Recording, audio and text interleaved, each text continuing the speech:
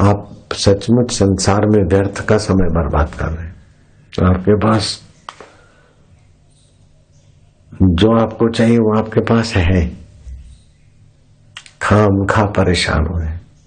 आपको चाहिए सुख, आपको चाहिए आनंद, आपको चाहिए मुक्तता,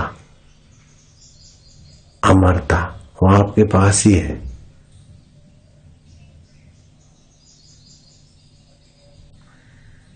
आपको जो चाहिए वो आपके पास है। जो शरीर को चाहिए वो बाहर थोड़ा बहुत है, लेकिन शरीर के लिए इतने आप बावरे मत बनो कि इसी के पीछे खप जाओ। गाड़ी के लिए पेट्रोल ही चाहिए, बस हो गया, डीजल मोबिल ऑयल, बस हवा पानी, और क्या। ड्राइवर खुद खाए नहीं और दिन भर गाड़ी के लिए करे तो ड्राइवर कब तक गाड़ी चलाएगा, पागल हो जाएगा। ऐसे ही अपन पागल हो रहे हैं संसार में। अपने लिए जो चाहिए आनंद माधुर्य, उधर नहीं जाते। उठे नहाए धोए बस गाड़ी, शरीर रूपी गाड़ी के लिए खप रहे। कितना भी इलेक्ट्रो की प्रगति हो गई, ये हो गई, चिप्स हो गई, सारा डेटे आ गए, पर आखिर क्या? तुमने स्विच ऑन किया और दुनिया के बम छूटे और लोग मर गए तो तुमको क्या मिला? ये साइंस उल्टे रास्ते जा रहे हैं, दूसरे को दबोच के सुखी होने वाले नहीं। डिवाइड एंड रूल, वो लोग सुखी नहीं हुए, छटपटा के मरे। मूल में मांग सबकी है परम सुख की, वो तो परमात्मा की घन सुषुप्ति, क्षीण सुषुप्ति, स्वप्न अवस्था में से हटके परमात्मा की अपने चैतन्य की जागृत अवस्था में आ जाओ, बस उसी को बोलते साक्षात्कार। मैं कहता हूं साक्षात्कार नहीं करना है तो चलो जाने दो, कम से कम अपना स्वस्थ जीवन, सुखी जीवन, सम्मानित जीवन, इतना माल तो ले लो हमारा। और मैं कोई फीस भी नहीं लेता हूं, और आप मेरी जय बोले ये भी मेरी हृदय पूर्वक इच्छा नहीं। लेकिन मेरे पास जो गुरु का खजाना है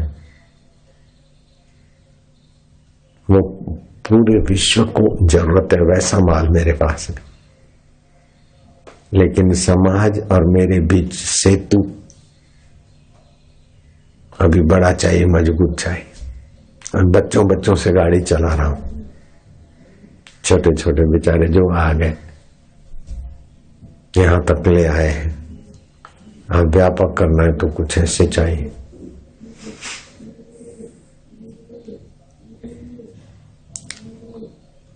पूरे विश्व को स्वास्थ्य चाहिए, पूरे विश्व को प्रसन्नता चाहिए।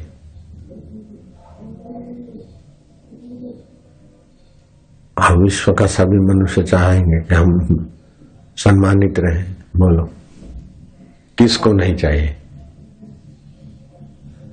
स्वस्थ जीवन, सुखी जीवन, सम्मानित जीवन, इतना मेरे से ले लो बस। बोले बाबा दे दो, तो बात आप थोड़ा अभ्यास करो। दे दो बोलने से नहीं, आप अनुभव करो।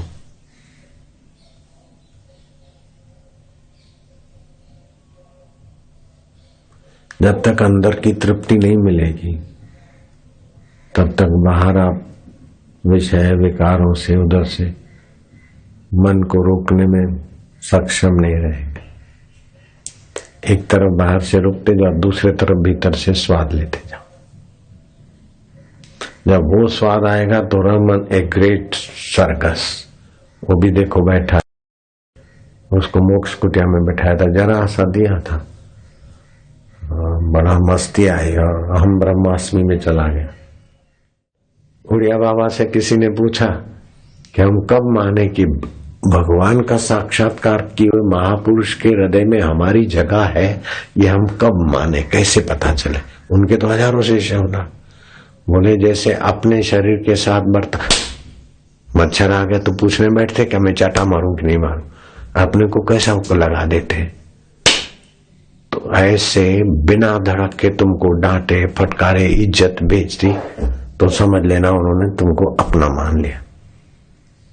बैठो जी, अपना मान लिया तो मतलब दे खबर है પોતાના માનેલા હોય એટલે એની ભૂલ अपने वाले की भूल फिर सहन नहीं होती।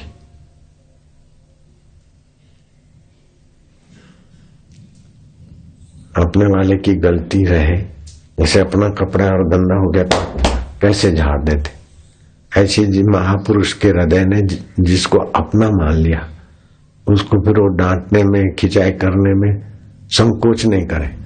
तो संत अगर संकोच नहीं करते हमारी घड़ाई में हमको डांटने में, तो समझ लो कि उनके हृदय में हमारी जगह हो गई। नहीं तो ज्ञानवान के साक्षात्कारी महापुरुष के हृदय में अपनी जगह बनाना कोई मजाक की बात है क्या? सुरेश थोड़ी बहुत गलती करता तो मैं इसको भी सुनाता हूँ, ऐसी दे धड़ाधड़ सुनाता हूँ। अभी चला जा। एक महात्मा तो बहुत कड़क सुना देते थे और कुछ कच्ची पक्की गाली भी दे रहे थे। अखंडानंद सरस्वती जी यहाँ आए थे, अपने आश्रम में इधर प्रवचन किया था उन्होंने उस महात्मा को कहा कि बाबा आप नाराज होते तो ऐसा व्यवहार करते, ऐसा सुना देते। अरे बोले गुरु, दुनिया में न जाने किस किस की सुननी पड़ेगी, हमारे प्रति तुम्हारी श्रद्धा है, हमारी सुनकर तुम पचा लोगे तो दूसरों की द्वेषियों की भी सुनकर पचा लोगे, नहीं तो लोग तुमको कहाँ कहाँ हिला डुला देंगे। दुनिया में भी क्या क्या तुमको सुनना पड़ेगा। तो हमारे प्रति आस्था है तो हमारा सुनकर पचा लोगे तो और भी बच जाएगा। कितनी दूरदृष्टिता है महापुरुष। बोले दूसरा कोई कहे तो परवाह नहीं, लेकिन आप बोलते हो ना तो अच्छा नहीं लगता। अच्छा लगे इसीलिए वही बोले, तुमको अच्छा लगे वही बोले ना, तुम्हारा मंगल हो वो ना बोले।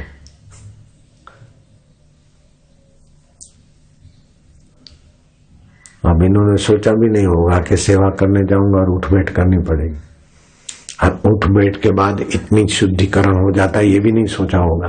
बोले बहुत आनंद आ रहा है, कितना शुद्धिकरण हो गया, कितना मैं का हिस्सा छटाई हो गया। मैं का हिस्सा छटाई होता है तभी आनंद आ रहा है। हाँ, जिसी को देता है उसी को आजमाता है, खजाने रहमत के इसी बहाने वो ईश्वर लौटवाता है। मेरा कोई इरादा थोड़ी था कि इस आदमी को उठ बैठ कर आए, और आ गया भाव तो मैं अपना दबाऊं क्यों। रमन महर्षि को भाव आ गया तो पाल बेंटन बैठा है, इतना विदेश का है, मोरारजी भाई देसाई उनके चरणों में आया, मौज उठाया, डंडा रमन महर्षि ने। पंडित का बच्चा साले क्या समझता है, अपना होशियारी बताता है, ठहर। तो वो भागा और रमन महर्षि मंच छोड़ के उसके पीछे भागे डंडा लेके। वो लोग देखते रह गए। पाल बेंटन लिखता है कि हम तो देखते रह गए कि महर्षि क्या, वो दूर तक उसको कहीं छोड़ के आए, दिखाई नहीं दे वहां तक, फिर आकर डंडा रख दे और बैठे। तो बड़े शांत। तस्य तुलना के न जायते, जो सहज नानक बोले सहज स्वभाव। अष्टावक्र कहते हैं तस्य तुलना के न जायते, जिसके अपना अहम चला गया और परमात्मा की पूर्ण जागृत अवस्था है, सहज अवस्था है, ऐसे पुरुष की तुलना किससे करोगे। बैठो। तो ऐसा पुरुष बनने के लिए तो हमने भी गुरुद्वार पर क्या क्या सहा, फिर भी हमको सेवा में आनंद आता था। हम तो सेवा करते करते हाथों में से वो पहाड़ी मिट्टी के कारण खून रह जाता था, तो पट्टी बांधते कहीं दिख जाएगा तो सेवा छूट जाएगी।